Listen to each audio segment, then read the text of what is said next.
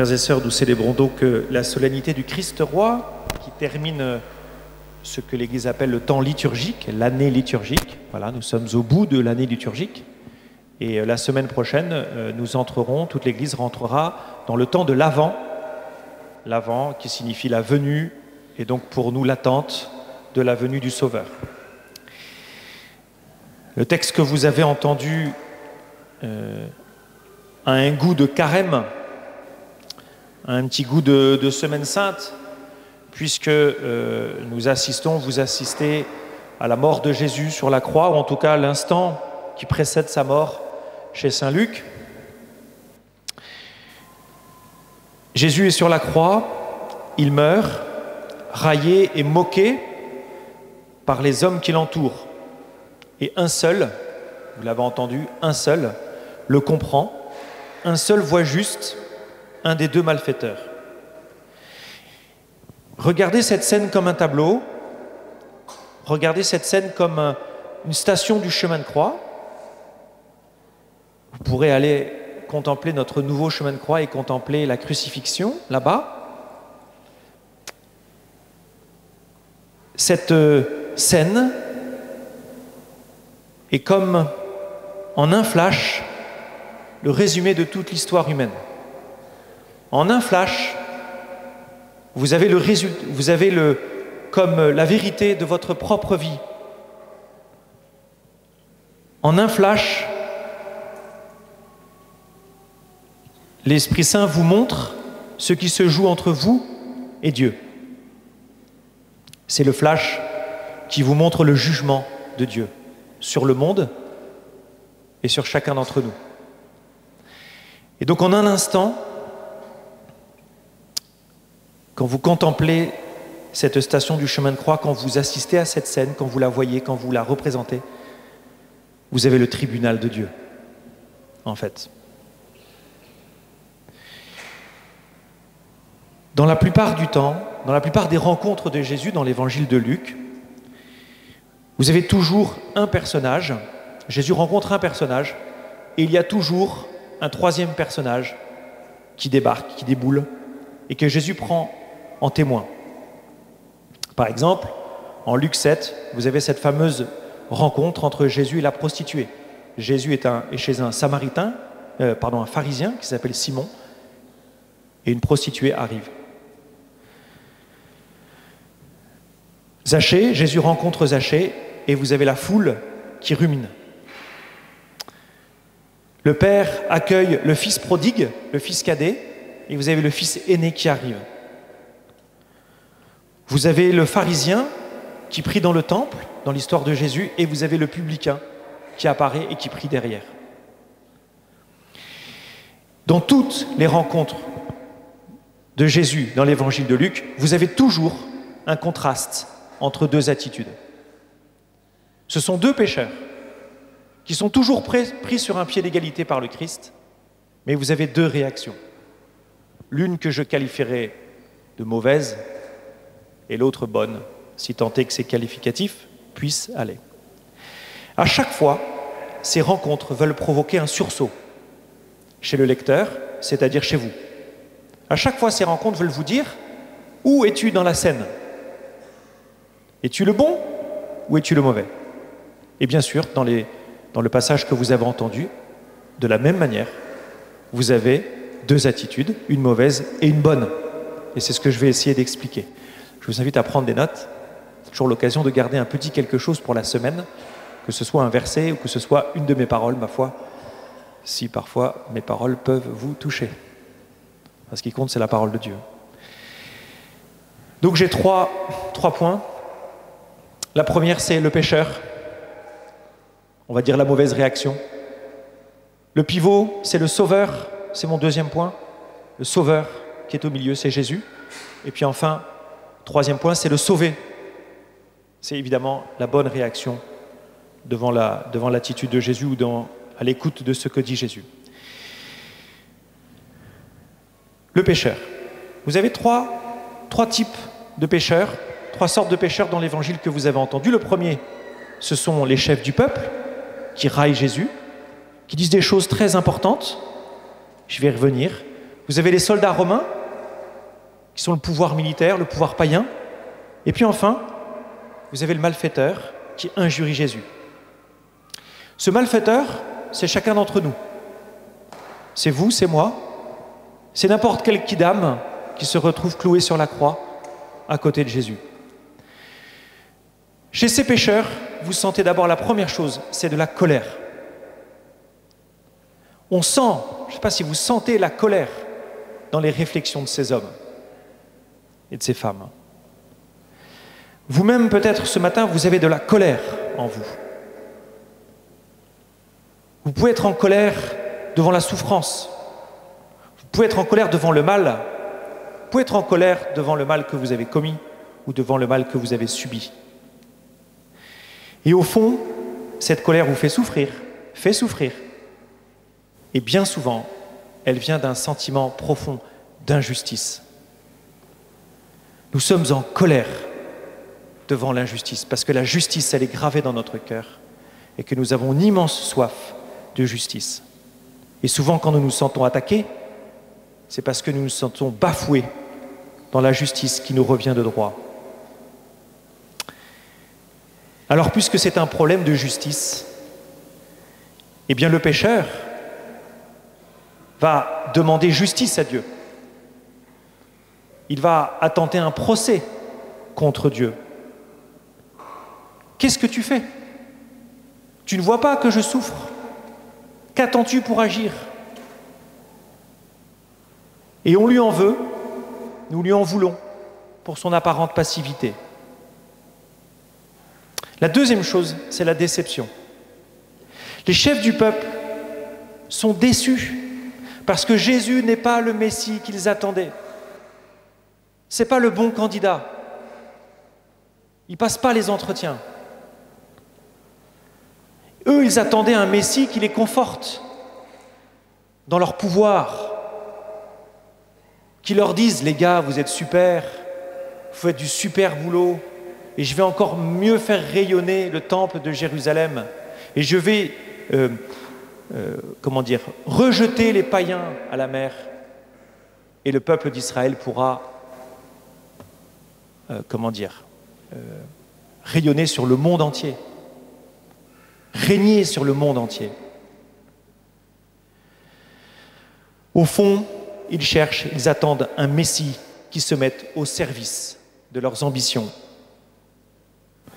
Le mauvais larron, celui qui a injurié Jésus, il est déçu parce qu'il attend un sauveur qui va le retirer de la croix tout en ne lui faisant pas payer, je ne sais pas comment dire, tout en l'absolvant de sa responsabilité. C'est très intéressant de voir les deux réactions entre les deux crucifiés, les deux malfaiteurs. L'un qui reconnaît, oui, nous avons péché, l'autre, pas du tout. En fait, il attend un Dieu qui le libère sans responsabilité, sans justice, sans assumer le mal qu'il ait pu faire. Il est déçu. Peut-être que nous-mêmes, nous rejetons toutes les paroles de Dieu, ou tout ce que peuvent nous dire les autres et qui nous montre la malice que nous avons mis dans tel ou tel acte. Ainsi comme toutes ces personnes, vous pouvez être déçus par Dieu. Dieu n'est pas le Dieu que vous attendiez. Il n'agit pas selon vos désirs. Peut-être que vous attendez un Dieu qui va, d'un coup de baguette magique, gérer tous vos problèmes.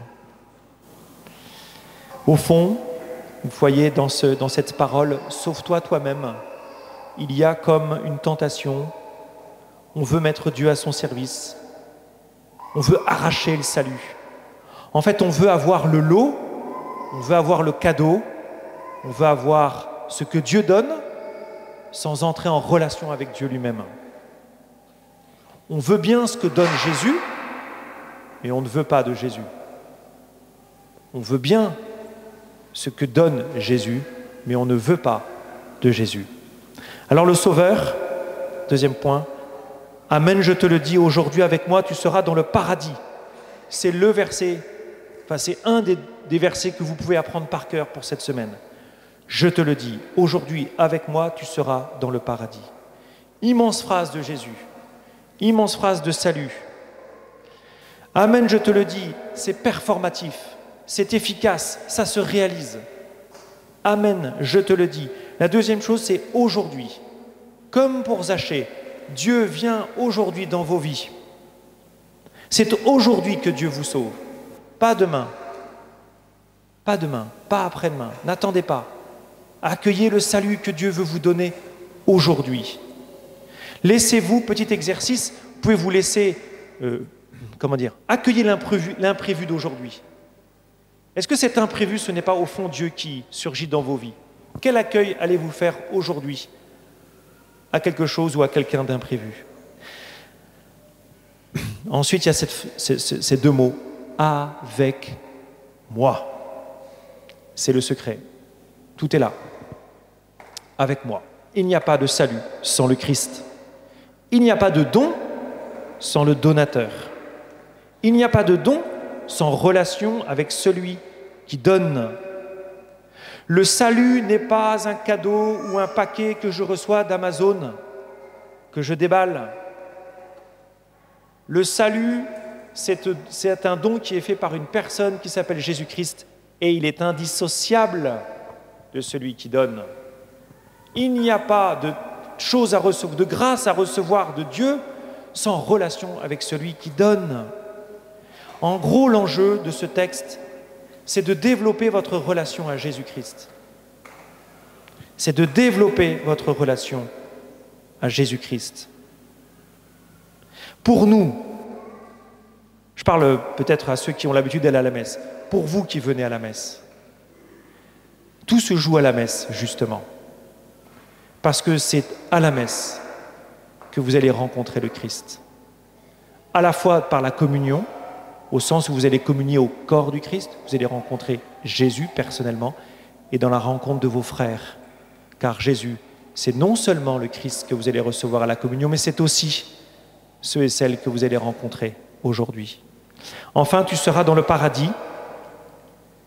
Là aussi, tu seras dans le paradis. Il y a cette notion d'être planté dans le salut. C'est solide. Tu l'es maintenant et tu le seras encore davantage tous les jours, et ce jusqu'à la fin des temps. Alors peut-être que certains d'entre vous, vous dites, c'est tout. C'est lui, ce sauveur, qui va me guérir de mon cancer, qui va me guérir de la dépression, qui va résoudre mon problème d'argent, qui va restaurer ma relation avec mes enfants, avec mes parents. Peut-être que vous serez déçus. Mais c'est très bon, ça. Parce que peut-être qu'il faut repasser par la case du malfaiteur qui a injurié Jésus pour se rendre compte que Jésus n'est pas le sauveur que vous attendez. Et peut-être vous rendre compte que Jésus a à vous donner quelque chose dont vous n'avez pas idée en réalité. Et si Jésus voulait vous donner quelque chose de bien plus riche, bien plus profond que ce que vous attendez. Enfin, le sauvé, c'est celui qu'on appelle le bon larron. Quelle est son attitude? Il reconnaît sa responsabilité. Ça, c'est très important. Il reconnaît sa responsabilité. Nous avons ce que nous méritons. Il reconnaît le mal qu'il a fait. J'ai ce que je mérite la mort. C'est incroyable. Quelle humilité. Et il accueille avec gratitude la miséricorde quand il dit à Jésus, justement, Jésus, souviens-toi de moi. Il s'adresse à Jésus. Quand vous allez offrir des cadeaux à Noël, ou quand vous allez recevoir des cadeaux, allez vous dire merci à celui qui vous donne le cadeau. Peut-être même que vous allez être blessé parce que vous allez offrir un cadeau et que la personne va le prendre sans même vous regarder. Parfois les enfants, vous leur offrez un cadeau, ils ont les yeux rivés sur le cadeau, ils vous ont oublié. C'est un peu vexant. Et on est un peu comme ça. Et c'est de cela dont Jésus veut nous guérir. Il veut nous guérir, il veut vous guérir au fond de prendre sans remercier. Il veut vous guérir, si vous voulez, en restaurant une relation avec Dieu. Quelque chose se joue de fondamental dans cette scène. quelque chose qui se joue à la jointure de votre âme, au plus profond de vous-même.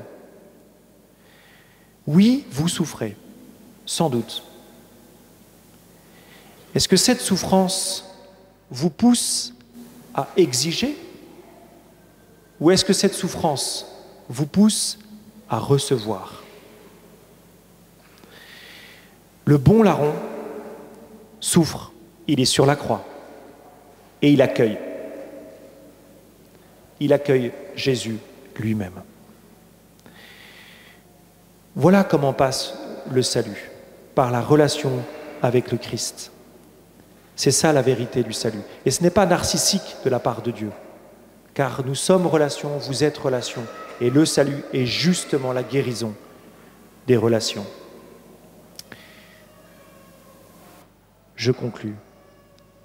Peut-être ce matin, vous sentez-vous attaché, comme attaché à une croix, souffrant, quelle que soit la cause, la maladie, la perte de sens, l'amertume, la colère. Cela ne signifie pas pour autant que vous payez pour vos péchés. Ce n'est pas de ça dont il s'agit. Mais c'est une épreuve. Et au fond, c'est une épreuve qui renvoie à votre foi. Allez-vous demeurer dans l'attitude du malfaiteur en colère qui exige, ou allez-vous avoir cette attitude du malfaiteur qui dit à Jésus, « Jésus, souviens-toi de moi », qui au fond ne demande rien, mais qui accueille Jésus lui-même. Jésus, souviens-toi